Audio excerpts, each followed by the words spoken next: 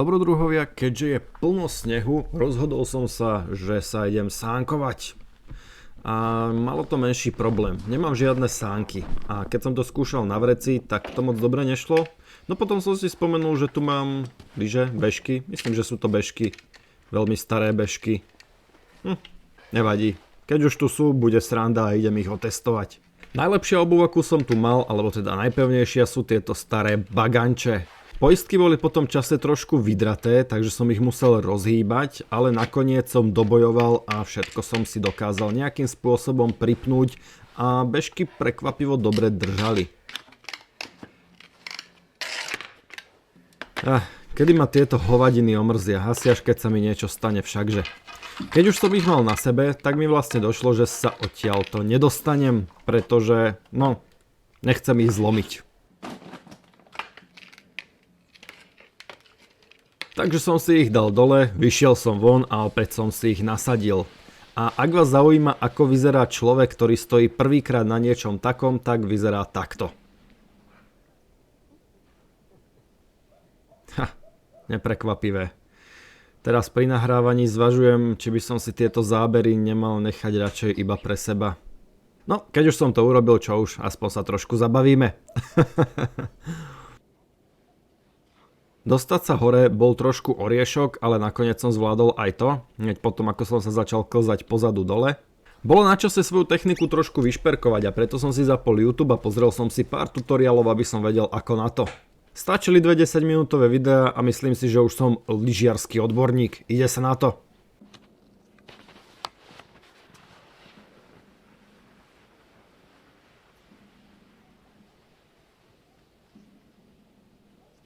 No, rozhodne to bolo lepšie ako prvýkrát, ale stále nič moc.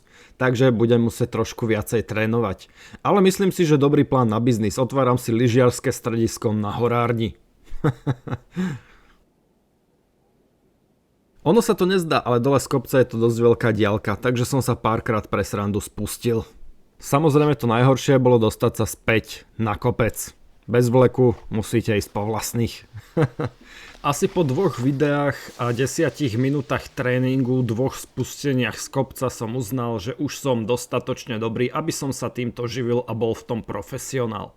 A práve preto som natočil toto reklamné video pre GoPro a Red Bull. Áno, prijímam vaše ponuky na spoluprácu, stačí ich napísať do e-mailu.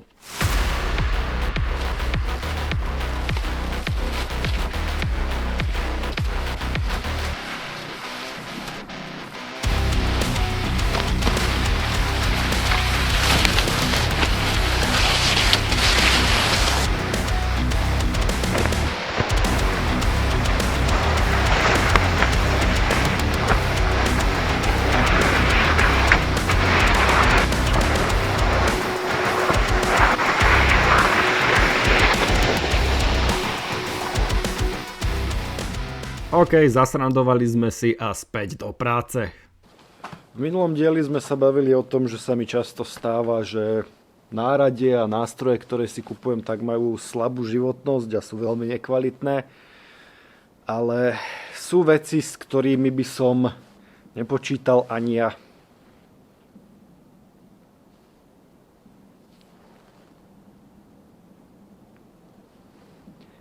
Snažil som sa len vybrať kliniec. Týmto. Zahakol som a zatlačil som. Z čoho je to vyrobené? Není toto najlacnejšie kladivo. Kedysi boli tie kladiva plné. Teda tie rúčky, že boli plné. Teraz je tam nejaký tenučký kov. Čo to je za šity? Jak si dovolia predávať takýto šit? Konečne som sa dostal k dokončeniu dverí. Stačilo mi tam už iba dať nejakú priečnú latu, nech to celé vystužím a myslím si, že robota je viac menej hotová. No, teda, Tu som si to myslel, robota samozrejme ešte hotová nie je. Ale dvere vyzerajú, musím povedať, pekne. Sú tam dve vrstvy dosiek, medzi nimi je dokonca aj polystyrén ako izolácia. Stačí mi už len pár úprav na dverách a budú vyzerať super. Keďže posledné dni poriadne prituhuje, mráz sa dostal až na minus 20 stupňov, áno, žiadna sranda, tak som si povedal, že je na čase opäť trošku popracovať na izolácii stropu. Preto som kúpil nejakú ďalšiu minerálnu vlnu a vrhol som sa hore. Druhá vrstva by mohla veľmi dobre pomôcť.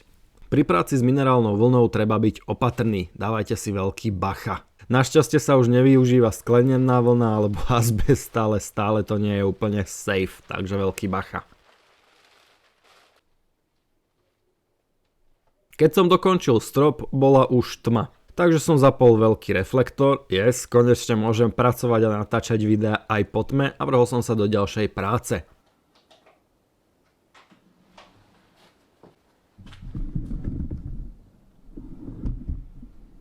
Tu by som vám mohol prezentovať to, prečo to upratujem a čo tu bude, ale nechám vás hádať. Musel som začať upratovať garáž, je to veľký nevyužitý priestor, ktorý chcem najbližšie týždne pekne efektívne využiť. Takže musím upratať aspoň minimálne jednu polovicu a niečo tam vybudovať. Bordelu je veľa a slúžilo to ako také odkladisko všetkého nepotrebného, nepodstatného alebo toho, s čím som úplne presne nevedel, čo budem robiť. A pri upratovaní sa mi dokonca aj pošťastilo. Našiel som tam toto. Chcel som to kúpiť, našťastie to nemali v obchode, tak som si povedal, že to kúpim na budúce a nemusím, pretože som to našiel úplne nové v bordeli. Super parádička. Toto som chcel kúpiť. Vždy keď prehadzujem veci, tak nájdem pár vecí, ktoré nepotrebujem, takže ich dám na kopu k bordelu a viem, že to vyhodím. A pár vecí, ktoré naopak využijem. Takže vždy sú tie kopy niečo menšie a upratanejšie. Dané kovanie som trošku vyčistil obyčajnou kefou, pretože bolo trošku hrdzavé. A následne ho budem určite aj natierať alebo sprejovať nejakou farbou. Ale keďže zatiaľ žiadnu nemám, tak to tam dám také hrdzavé. Veď aj tá hrdzavá je nejaká farba, nie? Ráno som trošku odhrnul sneh, bolo na čase, napadlo ho skutočne veľa a nechcem, aby to tu primrzlo, zamrzlo na schodoch, potom sa po nich bude veľmi ťažko chodiť, tak som ich aspoň trošičku odhrnul, nech to tu moc nezavádza. Obávam sa len toho, že je to zbytočná robota, pretože na ďalšie dni hlásia ďalší prídel snehovej nádielky. A samozrejme som sa vrhol späť do upratovania. Je to nudná, monotónna činnosť, preto na nej nie je moc čo natáčať, ale je tu toho naozaj veľa. A keďže to chcem mať hotové, tak som na tom pracoval pekných pár dní. Tieto dni sú jedny z najhorších, pretože síce urobím veľkú robotu, no nemám skoro žiadny materiál natočený. Taktiež som musel otvoriť garážové dvere. Je tam pár dlhých železných tyčí, ktoré inak neviem vytiahnuť. Ale na to, aby som mohol otvoriť garážové dvere, som musel najprv veľmi veľa snehu prehádzať. O týchto tyčiach hovorím, boli tu už veľmi dávno, nenosil som ich sem ja, našiel som ich na starej povale. Sú to celkom fajn tyče, sú plné a poriadne ťažké.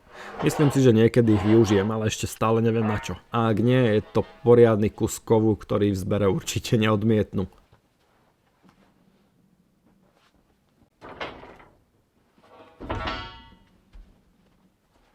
Ako jednu z poslednejších vecí som musel vynosiť ešte nejaké staré tehly a dlaždice, čo tu zostali. Síce neviem prečo, ale opäť som bol prekvapený, koľko veľa bordelu sa tu vlastne nachádzalo.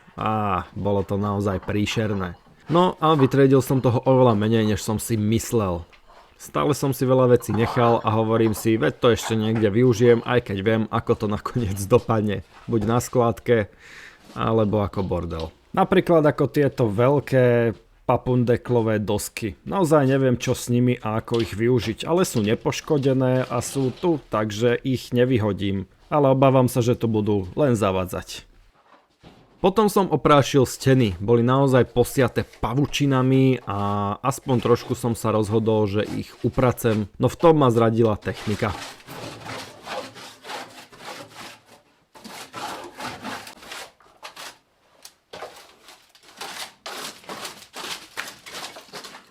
Bola to staršia technika, takže ma to až tak nebolelo. Potom stačilo už len pozametať. Opäť bordelu tu bolo požehnanie, pekné kopy. Musím povedať, že som mal pocit, že ma bude toto upratovanie otravovať, ale práve naopak, keď vidím, ako to tu všetko prekuklo, mám z toho veľkú radosť. Keď som tu mal všetko hotové, vznikol mi tu nádherný a krásny priestor.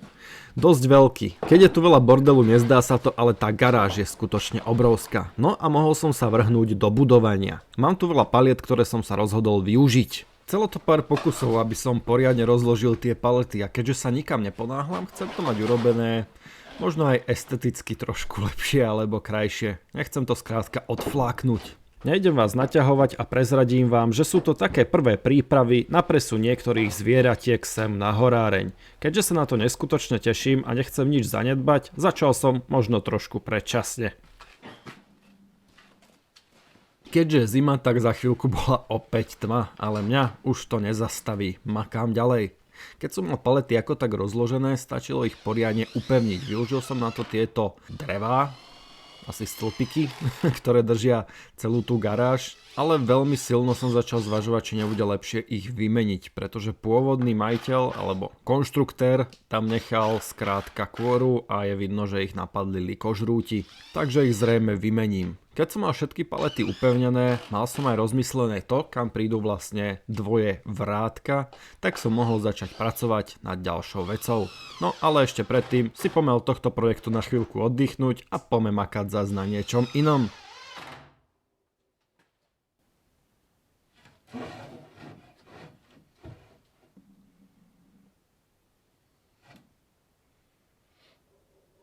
Mal som tu tieto staré dosky, ktoré boli v celkom dobrom stave, tak som ich začal brúsiť, aby boli čo najkrajšie. A musím povedať, že po miernom vybrúsení boli naozaj pekné. Keď som mal dosky vybrúsené a chcel som ich nainštalovať na svoje miesto, tak som sa po ceste zastavil pri týchto dverách, aby som urobil veľmi malú, myslel som si, že 5-minútovú robotu a to, nainštaloval som toto kovanie do zárubne.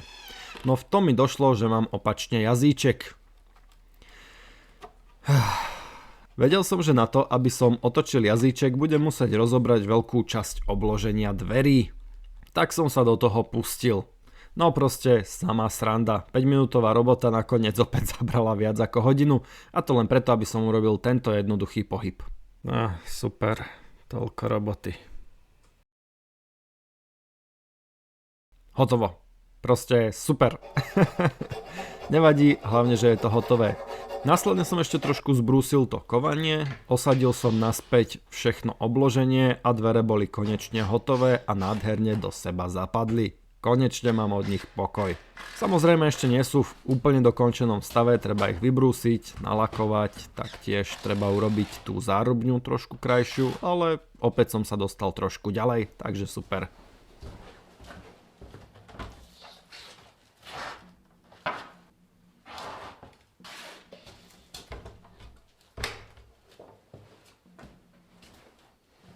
To už bol večer a konečne som sa mohol vrátiť späť k tomuto projektu.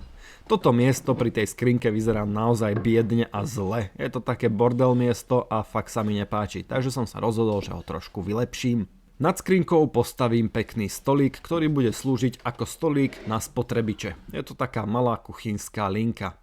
No, meral som trošku zle, respektíve som nemeral a odhadol som, že tie dosky budú tak akurátne na toto miesto. No keď som ich tam osadil, zistil som, že sú až moc dlhé.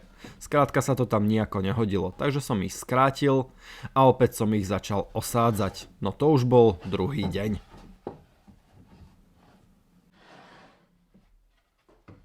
Vybrúsené dosky som si pekne porozkladal tou najkrajšou stranou na vrch, aby tá kresba vytvorila aspoň niečo esteticky pekné. Následne ich stačilo už iba malými šroubikmi privrtať ku skrinke. No a vznikol mi takýto krásny stolík, ktorý, ako som už spomenul, využijem na spotrebiče. Ako je teplozdušná fritéza, topinkovač, mixér a dvojplatnička. Skrátka taká malá linka, ktorá sa sem do rohu aj celkom hodí. Malými krokmi si vylepšujem a spohodlnievam život. Spohodlnievam? OK, spohodlnievam život na horárničke a z každej takejto drobnosti mám obrovitánsku radosť. Viem, že som si to urobil všetko sám a zodpovedám za každý detailik, ktorý na horárni pribudne, či práve naopak odbudne.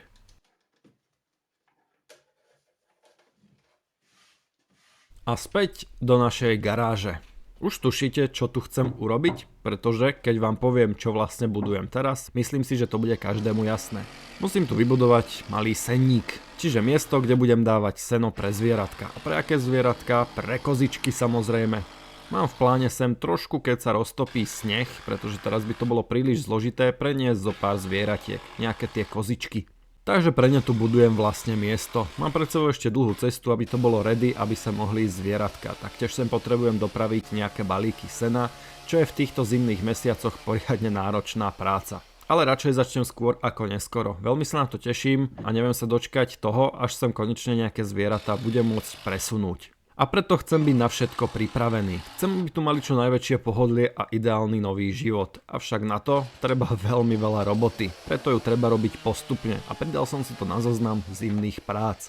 Predsa len je to robota vnútri, nemusím byť vonku a keď je veľký mráz a veľa snehu, je to jedna z mála robot, ktoré sa dajú vykonávať. K večeru som sa ešte vrhol na nejaké tie poriadky. Je to jedna z primárnych robôt, ktoré momentálne vykonávam na horárni. Je to veľmi potrebné, aby na jar bolo všetko tip-top na svojom mieste a ja som mohol efektívne pracovať. No a to bol ďalší týždeň na horárni. Bol poriadne studený, mrazy boli veľmi silné, avšak ja mám zimu veľmi rád. Priatelia, vám ďakujem za pozornosť. Ocením každý like, nového odoberateľa, komentár alebo zdieľanie videa. Samozrejme dobrodruhovia sú najlepší. A ak aj ty chceš byť dobrodruh, stačí, ak sa prihlásíš na členstvo na tomto kanále. Ja vám za každú podporu ďakujem a my sa vidíme a počujeme pri ďalšom z mnohých videí. Zatiaľ ahojte.